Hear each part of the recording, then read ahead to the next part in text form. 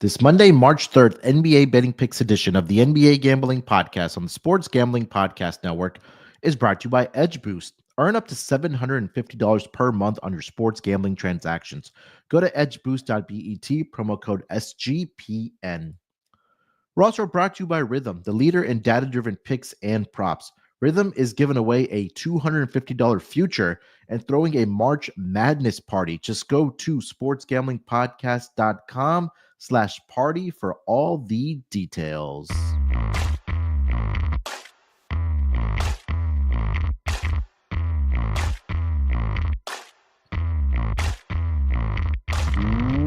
Welcome, everyone, to the NBA Gambling Podcast, part of the Sports Gambling Podcast Network. Monday, March the 3rd, the first official week of March, the final month of the, the final full month of the NBA regular season before we do get into, of course, March Madness at the collegiate level. And before we know it, the NBA playoffs will be upon us, but it's still a lot to be determined in the NBA. 7-game schedule on the Monday card here. Well, of course, we'll go through every single game, give our lock and dog at the end of the episode, and put together our Underdog Fantasy Entry as well. But joining me here on this episode, you guys know him as the voice of the Tennis Gambling Podcast, MLB Gambling Podcast, WNBA, and of course here on the NBA Gambling Podcast, Scott Reichel. Scott, what's going on, my man? How you doing? They're doing pretty well. Can't complain. Looking forward to the games today. Besides that, I know we had some interesting action over the weekend. I got bored at like 3 a.m., so I ended up making like a brief tier list of teams. So, mind if I pitch it to you real quick? Go for it. All right. So since you mentioned that this is the last full month we have of the season, we're about 60 games in, give or take, for most teams, a little bit more than that. So I have some tiers. I have title contenders. I have pretenders. I have teams that can win a series. And then who cares? That's basically the last tier, every other team. So the contenders, I have 4 teams. I have the Cavs, I have the Celtics, I have the Lakers and the Thunder. I went alphabetical order, but those are my 4 teams. For the pretenders, teams that are being hyped up as title contenders, but I don't personally see it, I have the Knicks and the Nuggets. Okay. Do we agree on those 2 tiers? I think I'm a little bit more optimistic on the Denver Nuggets. But the only pause I would have is the lack of depth on the bench there. I think the Denver could give the Thunder a series. So out of the 5 out of the 6, I do agree. I'm surprised you have the Lakers in the contenders spot, actually. I have kind of upgraded them. Since we talked about the Luka trade, they've been great. They've been able to – they destroyed the Nuggets by 20, I think, in that game. They've beat the Clippers twice in a row. I know the Clippers haven't been as good with Norm Powell being out, but the Lakers look good. I feel like anytime you have LeBron and Luka in a playoff series, you have a chance. And the concern was defense. And maybe, with playoff basketball, it'll be a bit different, but they look good defensively for whatever reason. So I feel like the Lakers have kind of answered some questions that I had. I put them in there. You could argue that they were a wild card no matter what because of the Luka and LeBron factor. But Reeves is still very good. Defensively, they've been solid. I will see how long Rui's going to be out for. But I feel like the Lakers, I think they can win 4 out of 7. If Luka or LeBron get hot, they can technically beat anybody. So I threw them in there. But it was really just a situation where I do think the Thunder, the Cavs, and the Celtics are definitely in that tier. I put the Lakers in there too. Denver, just watching them play against the Celtics yesterday, they almost came back, but Boston's been really bad at holding leads recently, for the last couple of years, actually, but it's been flaring up recently. I don't know. There's just something about Denver that I feel like isn't fully there, and I still think they should have done something at the deadline. The roster's okay. I do think that with Joker, they have a chance against anybody, but I don't know if I really trust the supporting cast enough, and I feel like in order to actually win the finals, you'd have to beat probably the Thunder, or the Lakers, maybe even both if you end up getting the 3 seed. And then you'd have to beat probably the Cavs or the Celtics. I don't think Denver's good enough to do that. Is that a hot take? Do you think this Lakers roster as constructed could beat Denver because they've had issues with them throughout the postseason or the past couple years? I think they can. They ended up beating them by 20 last time out, which is a game that normally they would lose based on the head-to-head. But you could also factor in J.J. Redick being there. But Truth is, with Luka being there, I don't know if I could actually use much from previous head-to-head meetings because AD would have a classic Jekyll and Hyde series. He'd be great in one game. He'd be awful in the other games, or like some of the other games, and then it would kind of balance out. But the fact is the Lakers were doing well in that series before the fourth quarter. Yeah. They would punt leads in every game, and now you got yourself Luka and LeBron as your closers. If the Lakers played the Nuggets in a series, I might actually take the Lakers. They might get home court. We'll see who gets the 2 seed there, but I don't think I can really use historical data to blindly pick the Nuggets to beat the Lakers again when the Lakers got a top 5 player in the league to join their team. And I feel like when you're talking about where the Lakers went wrong in those series of the past, they couldn't close games. With LeBron and Luka, they should probably be able to do that a bit better. So that's fair. I think I would go with the Lakers, but I think it'd be a close series. I'm not telling you the Lakers blow them out, but I probably would take Lakers in 6 if I had to go with that right now. As crazy as it sounds for me, I think for the Thunder, they've been a great regular season team, and guess what? They got to the Western Conference Finals last year. I think that, and I mentioned this on another pod that I do, is that there's been I guess the rumblings and talk that Shea is a free throw merchant, something similar to what we saw with James Harden when he was with the Rockets. That whistle still going to be there in the playoffs? And look, of course, SGA is not a player that relies on getting to the free throw line, but because his skill set on the offensive side is so superior and great, and of course he's the front runner for the MVP right now for a reason. Was it like -5, -500, -600? But I just worry about they don't have consistent 3-point shooting around SGA, which could be a setback for them. Look, I do expect them to be in the Western Conference Finals at minimum, but I wouldn't be shocked either if they got eliminated in the second round there. So I think I understand why they are in everybody's contenders list, because again, the team has been so fantastic and they have a great head coach, but I'm still kind of in the camp that, hey, prove it to me before, I put them as a serious title contender beyond this season. And again, I think they're going to continue building their roster out as well. So that's kind of where I'm at. But yeah, I agree with, the pretty much the list that you had there outside of Denver. I saw some faith, but again, they could fall flat on their face. It might have just been something I realized during that Celtics game, and yes, they almost came back, but I'm watching Joker do his thing. Murray had a pretty decent game. We know Porter Jr. streaky. I know that Aaron Gordon didn't play. Yeah. Westbrook's just running around. We're going to get a couple of those games in a playoff series where Westbrook looks awful at times because he can't really shoot well enough from the outside consistently, and we're going to see Cornette or other people just sag off him entirely to bring another defender into the paint, which is a problem.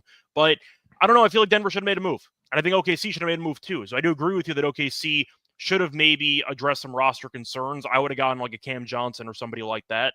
I think the main issue isn't the whistle for me. I think the main issue is, do I trust Dort and Caruso and Aaron Wiggins to have really solid playoff series as role players? Because if we're looking at how some teams will defend the Thunder in the playoffs, you are going to be sending multiple bodies at Shea. They're going to force other guys to shoot. Do I think Caruso is a great three-point shooter? Not really. So far this season, he's shooting 34%. Dort's been good. Dort's at like 40%, give or take. Yep. So is Joe. Case and Wallace, those at 33.5.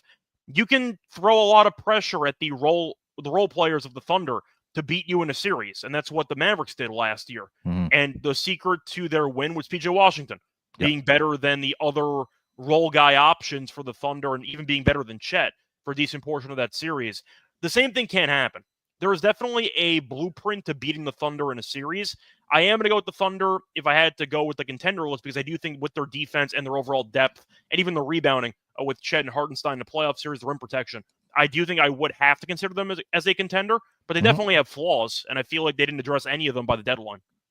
Yeah, and again, Chet now has a sprained ankle. Of course, you do expect him to be ready for the playoffs there. So I think I'm more intrigued by the Eastern Conference than the Western Conference. And again, we don't know what this Dallas Mavericks team is going to look like once and eventually if they do get Anthony Davis back. And again, health is always a concern with him because, like you mentioned, even with the Lakers, he would have a game where he looked like an MVP, and then there'll be the next game where he just kind of looks like he's not even out there. It seems like they were playing 4-on-5 in some games in the games that Anthony Davis didn't look very good. So I feel I had the Mavericks, by the way, in the following tier, which was teams that can win a playoff series, which is practically every other playoff team besides the 6 I mentioned. But I did toss out 7 through 11 or 7 through 10 in the Eastern Conference.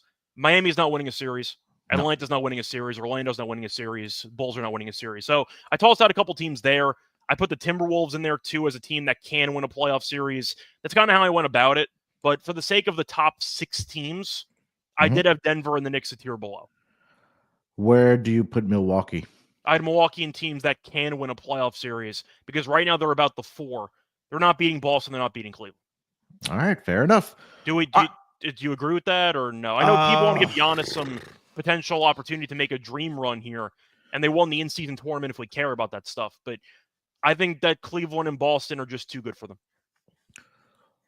I think Boston would beat them. I'm excited to see what this Cleveland team can do just because of the way they've constructed their roster over the past couple seasons. That Hunter addition, too, is really good. Then that's pretty massive for them. Gives them another legitimate 3-and-D guy, and they have guys coming off of the bench that can shoot the basketball as well. I think a lot of it for Cleveland is going to depend on the play of Darius Garland and if he's able to help contribute on the scoring side of things with Donovan Mitchell. We know what he can do in the playoffs. And Ty Jerome off the bench, who's been great. Yeah, and then you also have Max Strus that can shoot coming off of the bench there as well. I think him and Evan Mobley are the 2 guys I want to kind of see take that next step in their careers in the postseason here. So I'm rooting for Cleveland, man, coming out of the Eastern Conference. As I don't think that sounds crazy. They're having a fantastic season, of course. Kenny Atkinson, front runner right now for Coach of the Year. But this roster, I mean, it takes a lot of boxes for me when I'm looking at a championship contender for the Cleveland Cavaliers. I think for Milwaukee, it's Doc Rivers on the sidelines. It's like, do you trust him enough? Well, in a playoff to jump in on that, by the way, I put the Bucks in that series because right now their first round series is deja vu against Indiana again.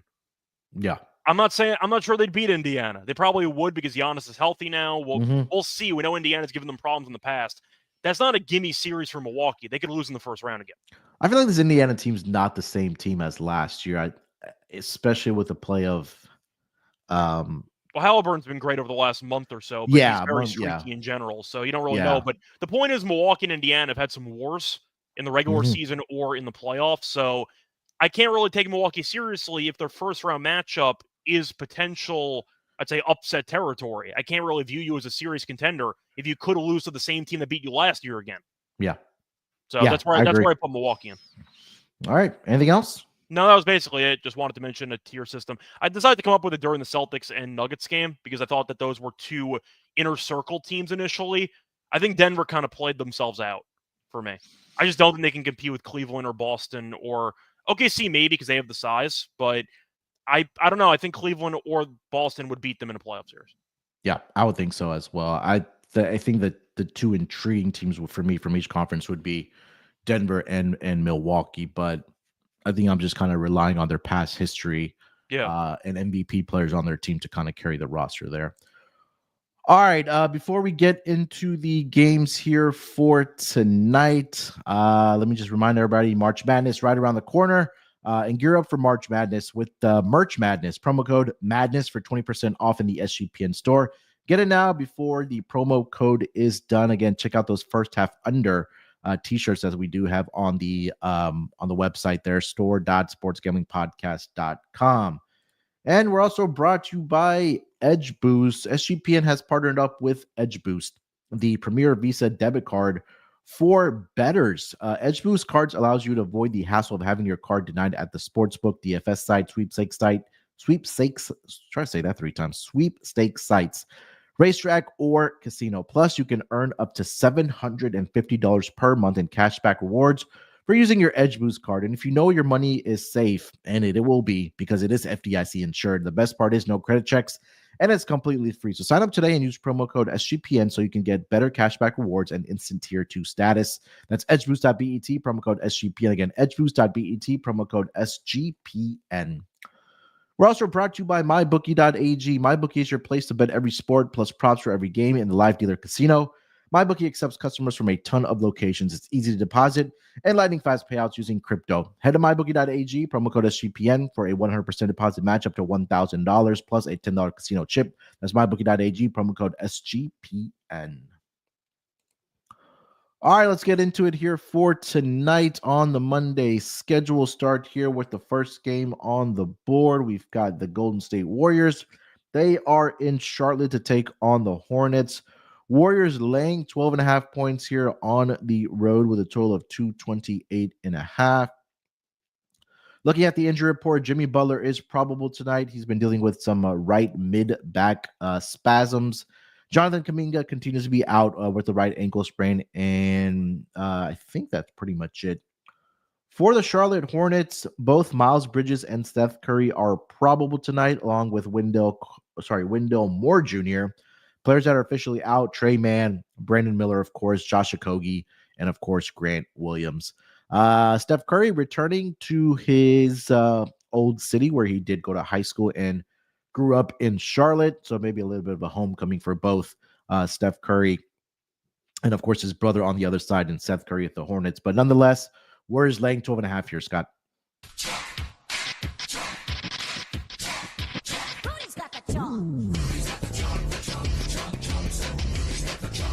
Yeah, there's no chance I'm taking Charlotte. Like, zero chance I'm taking Charlotte. This team sucks. They lost to the Wizards at home by 13 points. Yep. You know how hard that is to do? LaMelo played, by the way, so you can't even use like that excuse of, well, they probably were sitting LaMelo and Mark Williams. No, they were there. They just lost to Jordan Poole and company by 13 points. The Warriors have been playing really well, especially with Butler playing. They lost over the weekend to Philly, but Butler did not play, so I'm going to put a little asterisk next to it. Shout out to Grimes, though, with 40-plus points. But Butler expected to return to the lineup for this game. They played about a week ago. Golden State won by 36 points in that game. I'm going Golden State. With Butler being back, with Curry playing great recently, the Hornets are the worst team in the league. That's not a hot take, right? I mean, if you lose to the Wizards at home by 13, I think you've officially, it's either overtaken or undertaken them as worst team in the league. You get my point. They're trying to tank for Cooper Flag. There's no incentive for them to try. I think Golden State comes in and buries this team, especially off a loss to Philly. I'll give me Golden State minus 12.5. Yeah, I'm right there with you. I think that coming off of the loss, I think is a key here for me as well for the Warriors on Saturday night against the Sixers. I know Jimmy Butler didn't play in that game. You do expect him to get him back here tonight as he's probable on the injury report. And things have just instantly clicked for this Warriors team when Jimmy Butler came over. I thought there would be some type of adjustment period. But as great as they've been on offense led by Steph Curry, they've been even better on the defensive side of the basketball. So already a team that can't score in the Charlotte Hornets that have a offensive rating around 90 over the last 10 games. I think you'll see a very hungry Warriors team. The only pause that I do possibly have is it could be a look-ahead spot as they are going to Madison Square Garden tomorrow are the Warriors. But I think they should come out here and take care of business here against the Charlotte Hornets. So I'm with you on the Warriors minus 12.5. Anything for the total? Total is pretty tricky because I'm not sure Charlotte even gets to 100 in this game. So Warriors team total over, Hornets team total under probably. Yeah, I think the team total over for the Warriors would be the look for me as well in this game. All right, let's keep it moving here. Next game on the board, we'll get over to the Portland Trail Blazers. They are visiting the Philadelphia 76ers. Sixers currently laying 3 points in this game at home with a total of 229.5. Looking at the injury report, Portland did play yesterday in an overtime game against Cleveland. So they are on a back-to-back situation. For the Philadelphia 76ers, of course, we know Joel Embiid done for the rest of the season. Paul George is officially questionable with left groin soreness. And then Eric Gordon done for the season as well. They did sign Jalen Hood-Schifino. He's on a two-way contract, but he's out. Kyle Lowry out. Jared McCain, of course, we know is out. And Yabusele is available to play in this game here. But Sixers laying 3 at home, Scott. What are your thoughts? Yeah, I think I am going to go with Philly in this game. I know that on based on principle, you would want to blindly take Portland, but it is a really bad spot. They had a crazy overtime game. They should have won. They were up 10 entering the fourth against Cleveland. Mitchell didn't play, but they ended up choking the game anyway, and they lost in overtime. To read off the minutes played by some of Portland's key players, Kamara played 43. Avdia had a 30-point triple-double in 42 minutes. You saw Simons play 42 minutes. Sharp played 39. and Scoot played 33. They're also traveling after playing in Cleveland yesterday. Yep. This team's going to be exhausted. I got to go with Philly. Yeah, this I'm with Philly here as well, as much as it pains me. I think this could be also a good live opportunity. That let's just say that the Blazers keep it competitive in the first half, then maybe in the second half where you do see the tired legs catch up for the Portland Trail Blazers at that point, coming off that OT game. So I know that Tyrese Maxey's been struggling with that finger injury. Definitely is bothering him. But I think it's just a really, really bad spot right here for the Portland Trail Blazers. So, yeah, Sixers from here as well. Anything for the total? Total, I think I'm going to go under. I don't feel great about it, but Portland defensively has been a big reason why this team's been relevant lately. And I do wonder if they're going to be a bunch of short jump shots on tired legs. So I actually don't mind Portland team total under in this game, just as a potential option. But I watched a lot of that game. I actually had a player prop. I was sweating into overtime that eventually did cash. But yeah, it just seems like Portland expended a lot of energy, came away with nothing, and they're traveling. It's a really bad spot for Portland. That's kind of my takeaway there. Yeah, I agree. All right, let's keep it moving here. Next game on the board, we'll get over to the Washington Wizards. They are in South Beach to take on the Miami Heat. Heat are laying 8.5 points here at home with a total of 218. Injury report for the Washington Wizards: no Saddiq Bey, no Malcolm Brogdon, no Jordan Poole. And that is pretty much it. Miami is on a back-to-back situation. They did play yesterday against the New York Knicks yesterday, if I'm not mistaken. That game, they did end up losing, coughing up a lead. 116-112 in favor of the Knicks. Did cover the number, did the Miami Heat, and the game did go over the total. But right back at it on a back-to-back situation here are the Miami Heat hosting the Wizards. Yeah, it's the same thing, back-to-back overtime game, because they went to overtime against the Knicks. Yeah, give me the Wizards in this game. You know that it's a system play with Miami being at home, laying a bunch of points, but I know that Miami traded away Butler, and I get that they ended up getting Wiggins back, and they're trying to piece some things together in a really, really bad division. It's the only reason why they got a shot at really making the playoffs or beyond, because they are in a really bad division, and they might end up winning that division. I got to roast Spoelstra to some degree. This team is so bad in the fourth quarter. They blew another game to the Knicks yesterday that they were winning for most of the way through. They led by 19 in that game, and they fell apart. They can't close games. They're on a back-to-back off of overtime. The Wizards actually won a game, beating Charlotte, but they didn't play yesterday. It's a great spot for Washington. I know the Wizards are a bad team, but still, Miami, I don't even trust to win games when they're up by double digits. I can't trust them to cover 8.5. And they're off an overtime game there, too? That's not great. Give me the Wizards plus the 8.5. Yeah, even without Jordan Poole and all those guys not being out there, it's just, again, a situational spot. Coming off overtime game. The game was in Miami yesterday, or was it in? It was in Miami. Okay. So at least it wasn't a travel situation for Miami. You got to sleep in your own beds, whatever the case might be. But again, I think the Wizards at least can keep this game competitive. So yeah, I'm with you on the Wizards. Anything for the total at 218? At 218 at this point, it might be a bit too low. I might consider the over because the Wizards are still involved, but I'm probably not going to bet anything in this game, to be honest. It would be Wizards or pass, but I want to give a shout out to the Knicks fans. A lot of MVP chants for Brunson in that overtime in Miami, which is kind of unusual. But yeah, I guess not many Heat fans want to go to the games, but very loud MVP chants for Brunson in that fourth quarter and overtime. So it doesn't seem like the home crowd actually is invested in the Heat, and they probably shouldn't be this season. Yeah.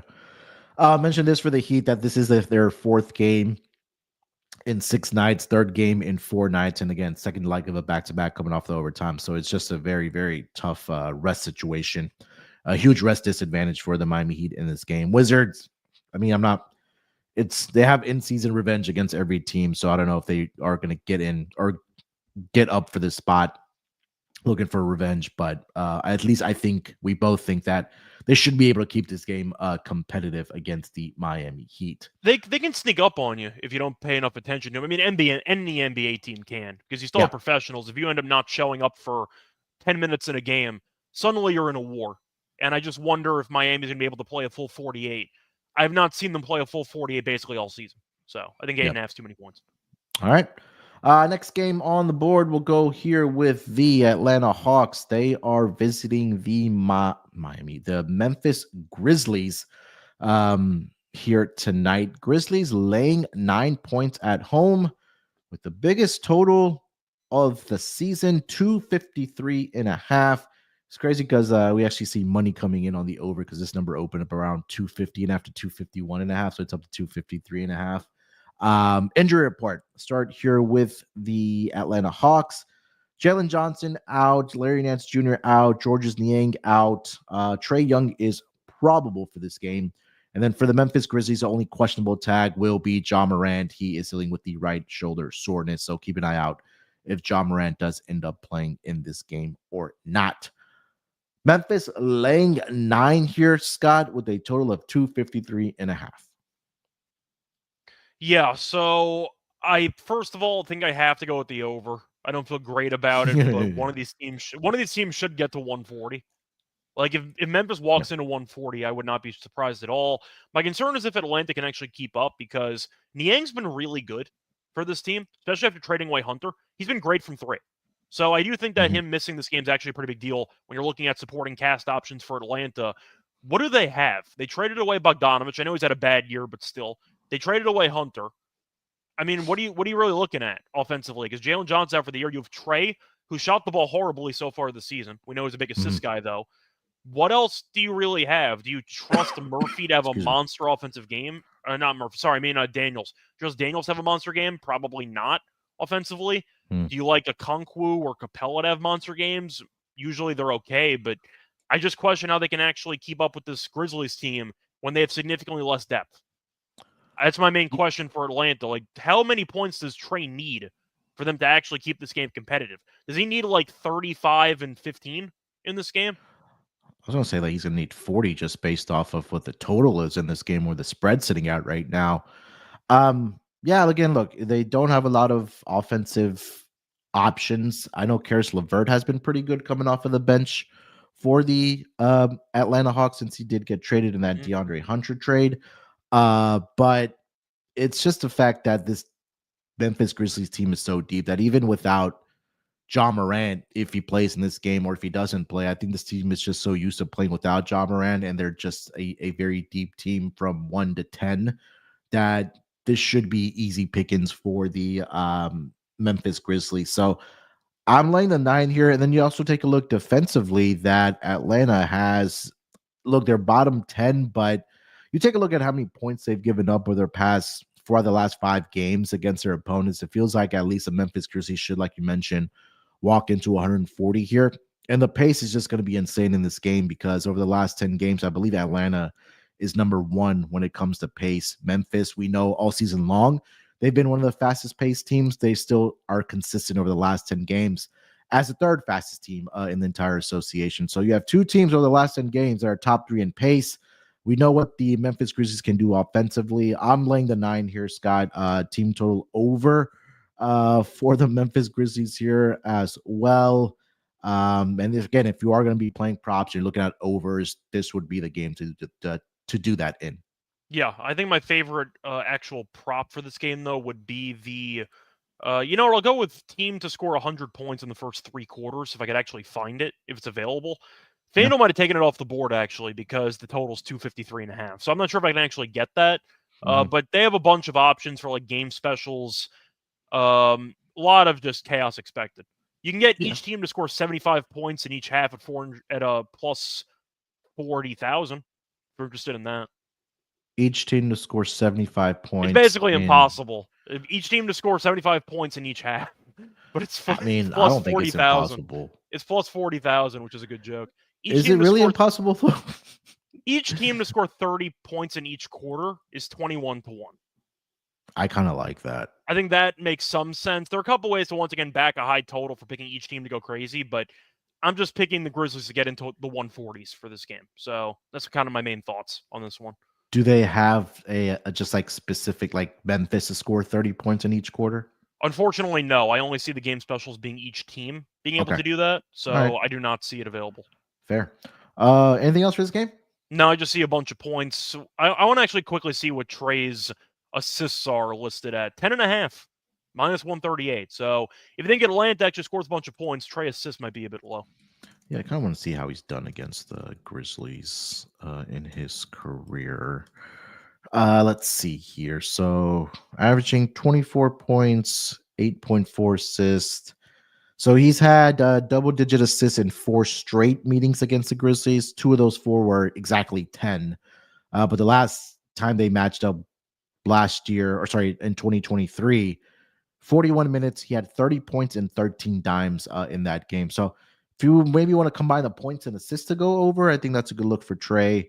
It's kind of hard to pinpoint one guy for the Memphis Grizzlies because you can have a game where Triple J goes off, John Morant goes off, Desmond Bane goes off, guys coming off the bench can go off. But I think we know, at least for Atlanta, that if this team is going to score points, it's going to have to be led by Trae Young, and the usage rates, at least for Trae Young, will be definitely through the roof as it has been all season. All right, before we continue the conversation for the Monday night card in the NBA, let me just remind everybody about our good old friends over at Rhythm. Rhythm is throwing an epic March Madness party, and you're invited. All Rhythm users are invited to a First Four watch party Wednesday, March the 19th at the Awesome Stadium Swim at Circa Las Vegas. Plus, you'll get free drinks. You'll get to hang out with the guys from the Sports Gambling Podcast and the college experience. I know a ton of SGPN fans and other hosts are also going to be out there in Vegas. A great time to meet the guys. And it gets better. Rhythm is also giving away a $250 March Madness future for one random lucky Rhythm user. Even if you can't make the party, you can still win with the future bet. Just sign up for your 7-day free trial today by going to sportsgamblingpodcast.com/rhythm. Come by and use Rhythm to help you fill out your bracket and make some bets while you are there. A free party plus a chance at $250 future bet. Just go to sportsgamblingpodcast.com/party for details. Again, that's sportsgamblingpodcast.com/party for all the details. And we're also brought to you by Underdog Fantasy, NBA, NHL, college basketball, whatever your sport, you can cash in big with Underdog Fantasy Pick'em. Underdog is offering a Luka Doncic discount for every Lakers game for the rest of the regular season. Also, for football diehards, Pick'em projections for select players on the 40-yard dash times during the NFL Combine is available there as well. So sign up with promo code NBASGPN to claim your special pick and first-time deposit offer up to $1,000 in bonus credits. That's UnderdogFantasy.com. Make sure that promo code NBASGPN. All right, Scott, let's keep it rolling here. We'll get over to the next game, maybe the game of the night. The Houston Rockets, they are visiting the Oklahoma City Thunder in OKC. Currently, as it stands, the Thunder are a 9.5-point home favorite with a total of 229.5. Injury report for the Houston Rockets, several questionable tags here. So Steven Adams, Dylan Brooks, Tari Eason, Şengün, and Amen Thompson are all questionable here tonight. And then Fred VanVleet has already been ruled out for this game. For the Oklahoma City Thunder, they do give it extra time to submit the injury report because they did play yesterday in San Antonio. 146-132 victory there for the Oklahoma City Thunder. Chet did not play in the game yesterday. I don't expect him to play tonight, dealing with the ankle injury. But again, keep your eyes and ears open for the injury report for both of these teams here. This number opened up 11.5 in favor of the Oklahoma City Thunder. So we see some money coming in on the Rockets. This is going to be the third match, or I should say fourth match of this season. They did match up in that semifinal game in the NBA Cup in Vegas. But Scott, Thunder laying 9.5 on a back-to-back situation here. Yes, I'm going to take the points with Houston. Of course, there was a little bit of an altercation. I don't want to call it a fight because I don't think any punches were thrown, but people were ejected from that game. Is anybody from OKC getting suspended? I don't think so. I think the only player maybe would be Kenrich Williams, but I mean, I don't think he's going to be not a guy that really moves the needle for you. I was just wondering. Now, Houston might be sitting some guys, which makes this pretty tricky. You might have to actually wait it out until it gets closer to game time. But assuming that everyone on Houston's going to play, I think I would go with Houston. It's just a lot of points. It was a track meet against the Spurs yesterday. The game got into the 280s, I think. And I think it's a bad spot.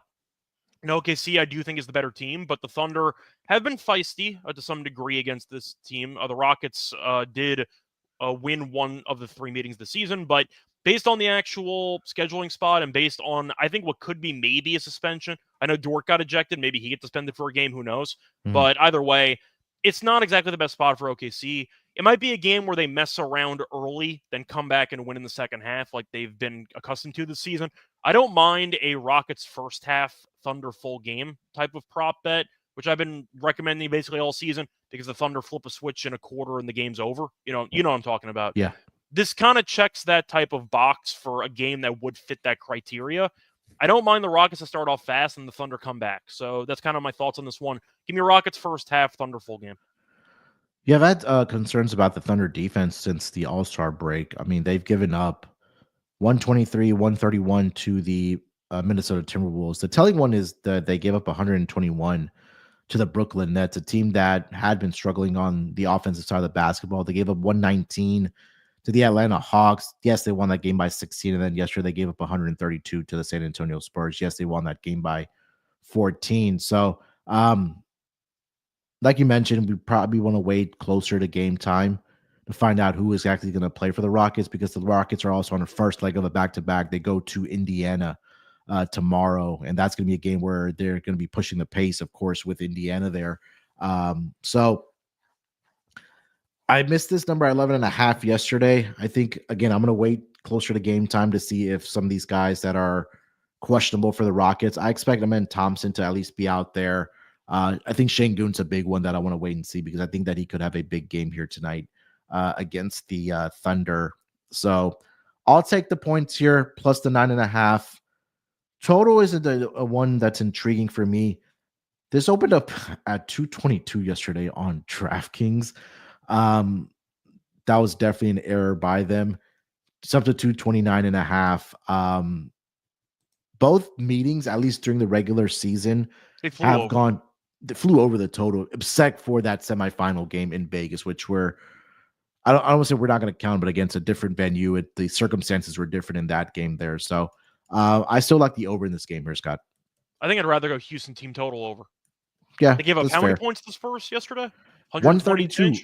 Yeah, 132 in regulation. I mean, it's kind of weird the Thunder defense is falling apart because Caruso's actually healthy for once. Yeah, and you figure like that's one of their better defenders. That's why they got him via trade. And the defense has been really bad lately. Now they've been winning anyway, so I don't know if it actually matters. But 132 to the Spurs, they gave 121 to the Nets. Really? To the Nets? That's alarming one, yeah. So I don't really like their defense either. I'll go with Houston team total over. I think the total's too low.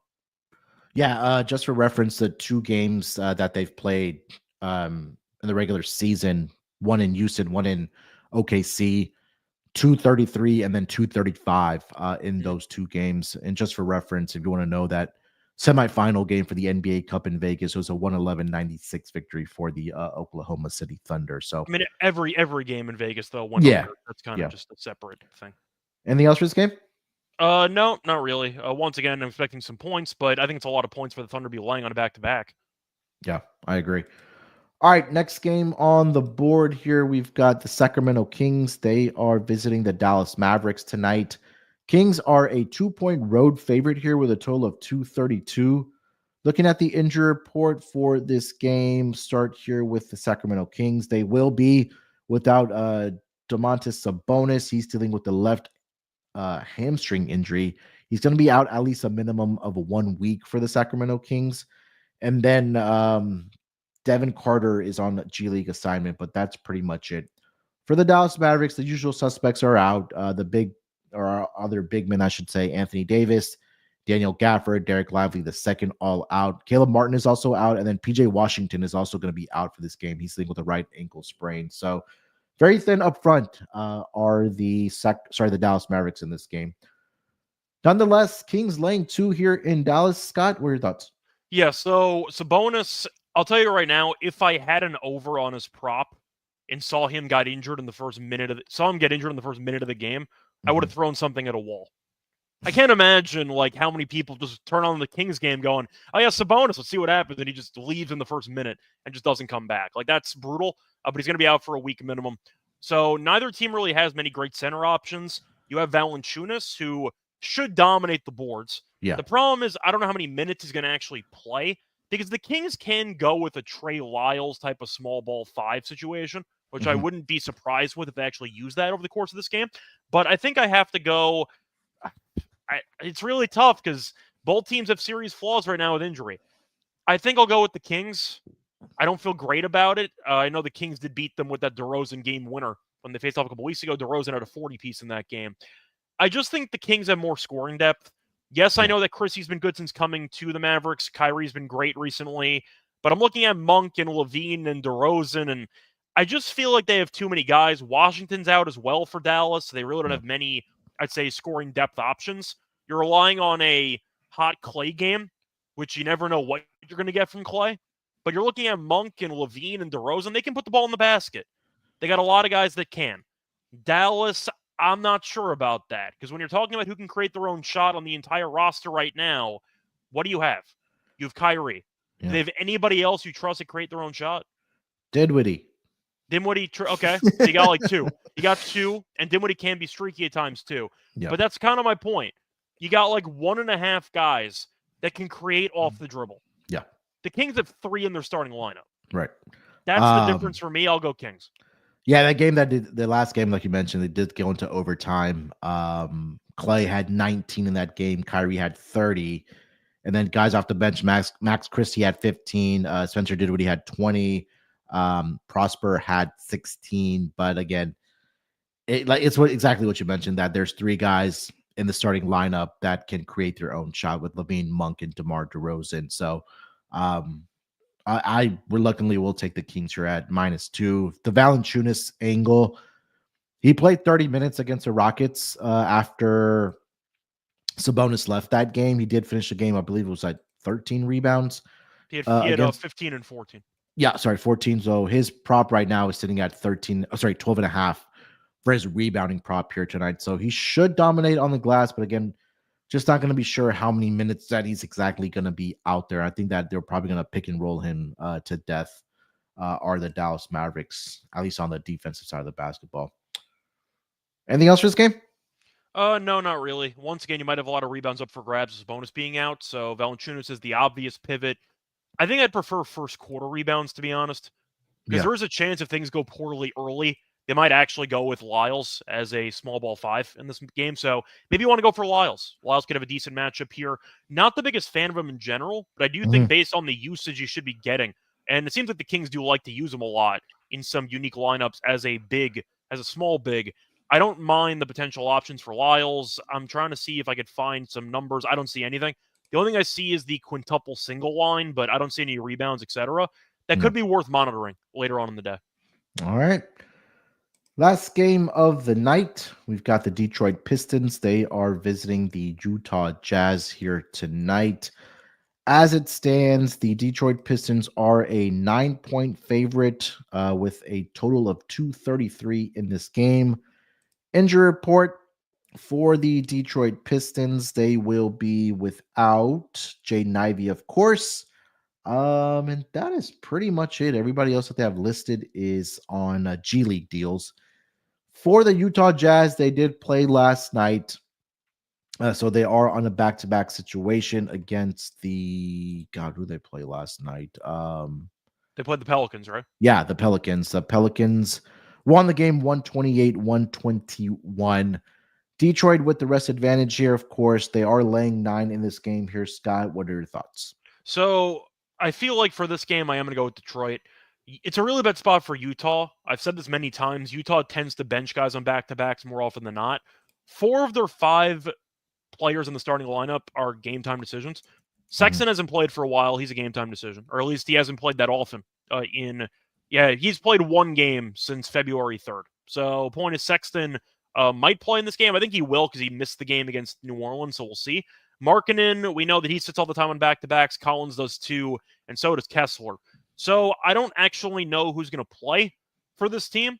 The Pistons, though, are playing good basketball. Yes, Denver killed them over the weekend, but we know Denver is a solid team in general. I think it's a good spot for Detroit to bury a bad team that might be sending a bunch of key pieces. We know Utah can't guard anybody. It's a good matchup for Cade. I think Duran is a decent matchup as well, especially if you end up seeing Kessler sit. So I'll go with the Pistons. How is Utah going to score? You give the ball to Sensabaugh and just try to hope that he drops 25 or 30. You hope Sexton in his second game back off injury drops like 25. You really don't have many options. Mikhailuk, you're hoping Mikhailuk gives you like 15 off the bench? Like, I don't know who Utah's going to be using, so I'll go with Detroit. Yeah, again, it's just a rest advantage spot here for the Detroit Pistons. Cade should have a big game here tonight. I think Jalen Duren should have a big game on the boards there as well. Pistons this season, when they are a road favorite, 7-2 straight up, 7-2 against the number as well. That's 77.8% that they've been covering the number. So, yeah, it would be the Pistons here for me as well, -9. Pistons team total over would be the look on the total for me. The Jazz defense has been atrocious, to say the least. Just kind of looking at it over the past couple of games here, they gave up 128 to the Pelicans last night, 116 to the Timberwolves, 118 to the Kings, 114 to the Portland Trailblazers, 130 to the Thunder. So the Pistons team total over would be the look for me as far as the total here. Scott, you got anything for the total? I think it's over or pass. At the end of the day, Pistons team total over makes sense too. I just don't trust Utah to actually guard anybody. Yep. All right, so that's the last game of the night on the Monday night card. 7 games on the schedule. 2 orders of business left here. That's going to be our lock and dog, and then we'll put together our underdog fantasy entry for tonight. Scott, you want to lead us off? Sure. So for the lock, I'll go with something simple. Give me the Warriors minus the 12.5. I think they kill this team. I think the Hornets are terrible. We know that, especially after losing to the Wizards at home by 13, this team is completely thrilled with how bad they've been lately because they're tanking. They've been getting blown out regularly by good teams. We saw Golden State beat this team by 36 about a week ago. I think 12.5 is too low, especially off a loss to Philly. So I'll go with the, once again, Warriors minus the 12.5 for that game. For the actual dog, I thought about doing something for the Hawks game because why not? Let me just quickly see if I can find an angle here. This is probably not going to cut it, but let me just see if I can. No, it's not a big enough price there. Let me quickly see if I can find an alt number. Actually, you know, this is a little bit too complicated. I think I'll go with something I mentioned before. I'll swing for the fences here. I'll go with the Rockets first half, Thunder full game. And it's going to be a pretty decent price. Let me quickly see what I can get for that, but I know usually it's in the like 4 or 5 to 1 range. Let me just quickly see what I can get for that market. So sorry, just give me a second here. Where is it? Okay, double result. So Rockets first half, Thunder full game plus 550. Okay. All right. All right, for my lock, it's between either the Wizards or the Rockets here tonight. I'll take Rockets plus the 9.5. I just think it's a good spot for them.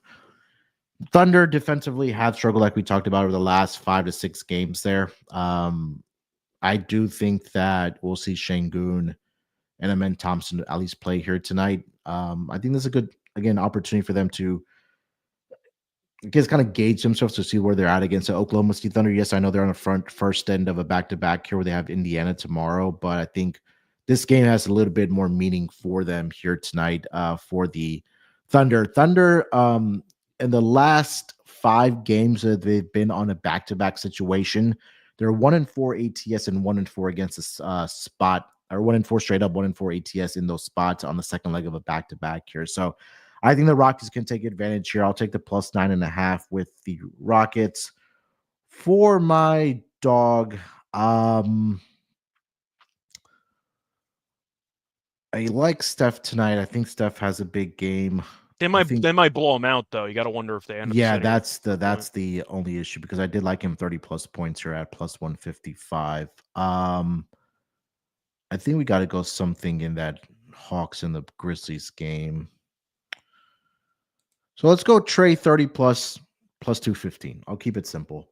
I think if the Hawks have any opportunity to even at least cover the game, or God knows, we've seen crazier things happen, maybe even win outright, it would have to be on the back of Trae Young. And as I mentioned, he's had pretty good success in the last 2 head-to-head meetings against his Memphis Grizzlies team. So we expect a lot of pace in this game. We expect a lot of points to be put up, of course, with a total of 253.5.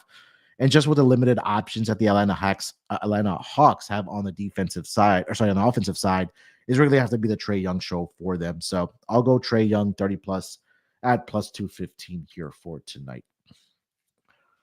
All right, underdogfantasy.com.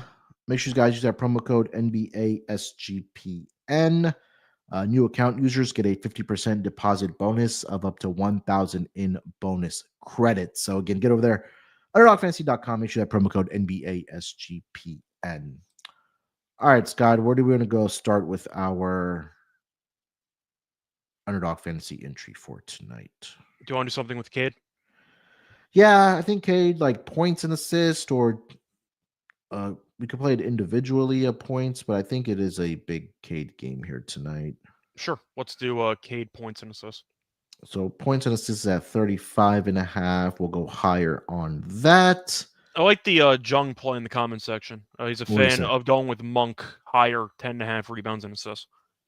All right. Shout out to our guy Jung in the chat. Once again, you can plug plays in the comment section. We're going to read them. So yeah. All right. So we'll go higher on that. Malik Monk, rebounds and assists higher, 10.5. And then let's throw in one more. Can we go something from that Hawks game? Grizzlies, sure. Anything for the Grizzlies side you like? I'm trying to think of who I want to go with, because Triple J had a monster game the other night. Do I think he has another, 40 piece potentially? I'm kind of feeling an Aldama game. Okay. In case it turns into a blowout, but he also gets the minutes for them as well. I just don't think that anybody on Atlanta can actually guard him. He's kind of a weird tweener. I think he kind of matches up poorly with this. Or I should say Atlanta matches up poorly with him. So they don't have props for him quite yet. Okay. I think they're probably waiting for the Jaw news. Probably.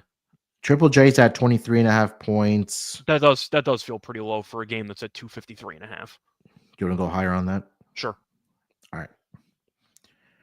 All right. So the entry for tonight, we'll go Kate Cunningham, higher 35.5 points and assists. We'll go Malik Monk, higher 10.5 rebounds and assists. And then we'll go Triple J, Jaren Jackson Jr., the Memphis Grizzlies, higher 23.5 points. That's a 6x entry. So if you get all three of those correct, and to the window, every $10 that you do put in, you'll get a return of $60, courtesy of Underdog Fantasy. And that, my friends, will wrap it up for this edition of the NBA Gambling Podcast on the Sports Gambling Podcast Network. Scott, anything else you want to mention before we get out of here? Not really. Once again, pretty interesting card. Hopefully, once again, we make some money on the actual matchups coming up. But a reminder as well, I said this on the tennis show, and I've said this on multiple podcasts, but I'm not sure if I said it on this one. I will be there for Vegas for the actual first four watch party, etc. I already booked my flight and everything. So if you want to actually see me in person, you can find me at in Vegas with the SGPN squad in the middle of March. Yeah, get out there, take a picture with Scott, buy him a drink, have a good time. I'll take the drink. If you want to take a photo, sure. If you want to talk about bets, you can do that too. I'll take the drink. That's the intriguing part. But... yeah, if you guys are going to be out there for the March Madness, drop a comment in the chat, or tweet at us, see who's going to be out there. But at least from the questions that I've been asked, if I'm going to be out there, I think a lot of SGPN fans are going to be out there. So it should be a good time, just for the SGPN family. So definitely get out there. And again, reminder, if you don't have an account over there, sign up. It's a free 7-day free trial. You also get entered into that drawing for the $250 future bet. And of course, the party there as well for the first four watch party happening on Wednesday at Circa Stadium Swim. So it should be a good time. So get over there, sportsgamblingpodcast.com/party to get all the details, courtesy of Rhythm. All right, we'll be back tomorrow with Scott and Terrell, I believe. So look out for the gentlemen then. Same time, same place for the Tuesday card. Till then, good luck with your bets. Let's break these books off, and always remember to let it ride. Basketball, give me.